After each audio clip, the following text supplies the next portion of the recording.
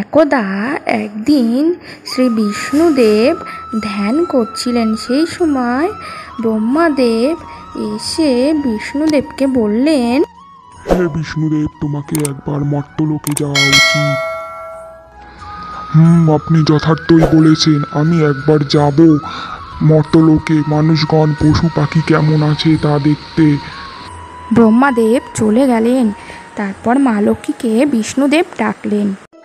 মা লক্ষ্মী বললেন, হ্যাঁ স্বামী, বলুন কিসের জন্য আমাকে ডাকলেন আপনি? হে লক্ষ্মী, তোমাকে আর আমাকে একবার মর্ত্যলোকে যেতে হবে। মর্ত্যলোকে মানুষগণ পশু পাখি সব কেমন আছে। তারপর বিষ্ণুদেবের বাহন গরুর চলে আসলো বিষ্ণুদেবকে নিয়ে যাবার জন্য। হে বিষ্ণুদেব, আপনি কেমন আছেন? আপনাকে শতকোটি প্রণাম। আসুন আসুন বিষ্ণুদেব, আপনি কোথায় যেতে চান? এই বলে তিনি বিষ্ণুদেবকে আহ্বান জানালেন।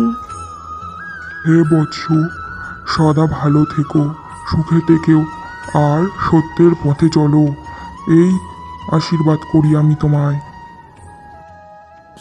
আমি তো চলে আসলাম, এখনো লক্ষ্মী পাত্তা নেই।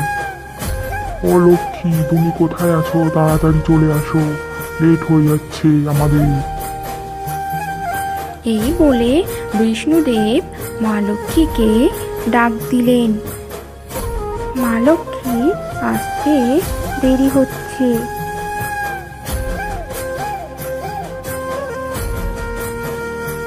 চলুন বিষ্ণুদেব, আমার একটু দেরি হয়ে গেছে। এই বলে বিষ্ণুদেব ও মা লক্ষ্মী মর্ত্যলোকে রওনা দিলেন। উফ, আর ভালো লাগছে না। এই বুড়ো বয়সেও এসে আমাকে দোকানে এসে বসতে হচ্ছে, কিন্তু আজকে একটাও খরিদ্দার আসছে না কেনাকাটা করতে।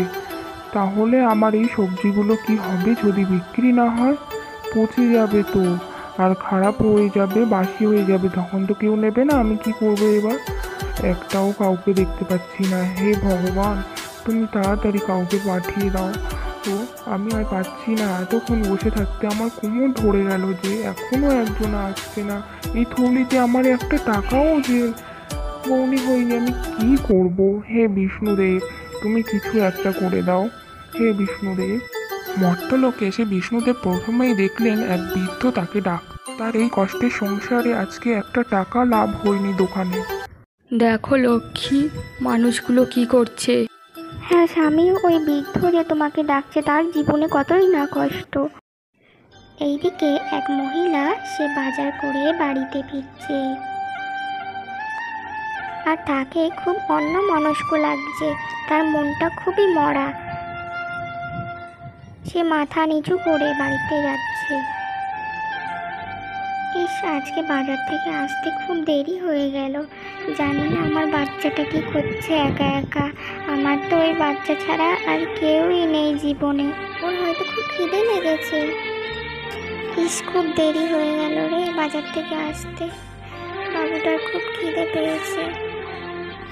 এমনই এক স্বামীর সাথে আমার বিয়ে হলো, যে থেকেও নেই, সে অন্য মানুষের সাথে পালিয়েছে।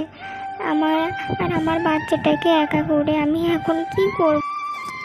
হে উপরওয়ালা, তুমি কি দেখতে পাচ্ছ না আমার এই দুধের শিশু বাচ্চাটাকে নিয়ে আমি যে কতই না কষ্টে আছি? হে উপরওয়ালা, তুমি ঠিক করে দাও গো, সব কিছু ঠিক করে দাও, সব কিছু আগের মতন করে দাও।